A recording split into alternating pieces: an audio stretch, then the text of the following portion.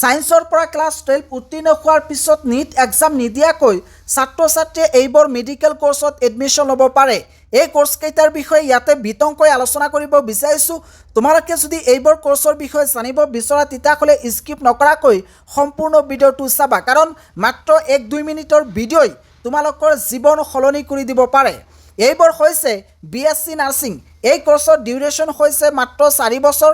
এই course complete কৰাৰ পিছত স্টাৰ্টিং স্যালাৰি হ'ব 4 পৰা 8 লাখ টকা। অসমত যিমান গভৰ্ণমেণ্ট প্ৰাইভেট হস্পিটেল আছে তাতে কিন্তু এই BSc নাৰ্ছিঙৰ প্ৰয়োজন হয়। গতিকে তোমালোকে যদি BSc নাৰ্ছিঙত ইণ্টাৰেষ্টেড তেতিয়াহ'লে এই কোৰ্সটো কৰিব পাৰিবা। BSc নাৰ্ছিং যে কেৱল মাত্ৰ ছোৱালীসকলে কৰে তেনেকুৱা নহয়। আজিকালি ল'ৰাসকলেও এই BSc নাৰ্ছিঙত এডমিশ্যন ল'ব ধৰিছে আৰু ল'ৰাসকলৰ ডিমাণ্ড ইয়াতে কিন্তু বহুত বৃদ্ধি পাইছে। দ্বিতীয়টো হৈছে বি ফাৰ্ম।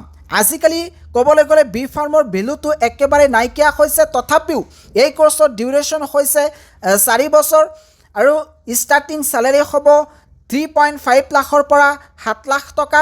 এই কোৰ্স কমপ্লিট কৰাৰ পিছত ফাৰ্মা ইণ্ডাষ্ট্ৰি, ৰিটেইল নাইবা গভৰ্ণমেণ্ট প্ৰাইভেট হস্পিটেলত ফাৰ্মাচিষ্ট হিচাপে কাম কৰিব পাৰে। 3 নম্বৰটো হৈছে BPT ফিজিঅ'থেৰাপি। এই কোৰ্সৰ ডিউৰেশ্যন হৈছে 4.5 ইয়াৰ্ছ আৰু এই কোৰ্স কমপ্লিট কৰাৰ পিছত ষ্টাৰ্টিং স্যালাৰি হ'ব 4 লাখৰ পৰা 10 লাখ টকা। তাৰ পিছতো হৈছে BSc অপট'মেট্ৰি। এই কোৰ্সৰ ডিউৰেশ্যন হৈছে 4 বছৰ। এই কোৰ্স কমপ্লিট কৰাৰ পিছত ষ্টাৰ্টিং স্যালাৰি হ'ব 3.5 লাখৰ পৰা 6 লাখ টকা। এইখিনি আছিলে। ইয়াৰ উপৰিও আৰু কেইটামান কোৰ্স আছে, সেইবোৰ হৈছে BSc কাৰ্ডিয়াক টেকন'লজি। এইটো এটা ডিমাণ্ডিং কোৰ্স হয়। এই কোৰ্সৰ ডিউৰেশ্যন হৈছে 3 পৰা 4 বছৰ। এই কোৰ্স কমপ্লিট কৰাৰ পিছত 5 লাখৰ পৰা 12 লাখ টকালৈকে পাৰ ইয়াৰ স্যালাৰি হ'ব। হাৰ্ট ডায়েগনষ্টিক হিচাপে কাম কৰিব পাৰে। BSc radiology and imaging. এই কোৰ্সৰ ডিউৰেশ্যন 3 বছৰ।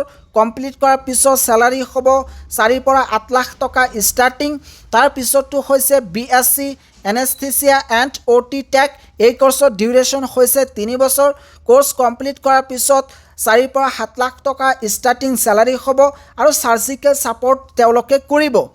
তাৰ পিছৰ কোৰ্সটো হৈছে BSc মেডিকেল লেব টেকনিচিয়ান, অৰ্থাৎ BMLT বুলি কোৱা হয়। এই কোৰ্সৰ ডিউৰেশ্যন হৈছে 3 বছৰ।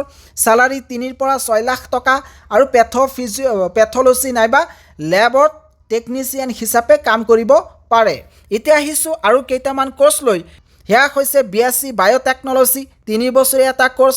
BSc মাইক্ৰ'বায়'লজি, এইটো 3 বছৰীয়া এটা কোৰ্স। BSc ফৰেনচিক ছায়েন্স, এইটো এটা 3 বছৰীয়া কোৰ্স। BSc বায়'টেকন'লজি এই কোৰ্সটো কমপ্লিট কৰাৰ পিছত জেনেটিক ইঞ্জিনিয়াৰিং, ভেকচিন ডেভেলপমেণ্ট এইবোৰত কাম কৰিব পাৰে।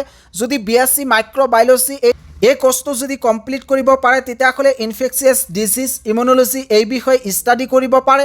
আৰু BSc ফৰেনচিক টেকন'লজি এই কোৰ্স কমপ্লিট কৰিলে মাৰ্চিন medical science with criminal investigation এইবোৰত তেওঁলোকে কাম কৰিব পাৰে। ইয়াক হৈছে medical courses without NEET examination.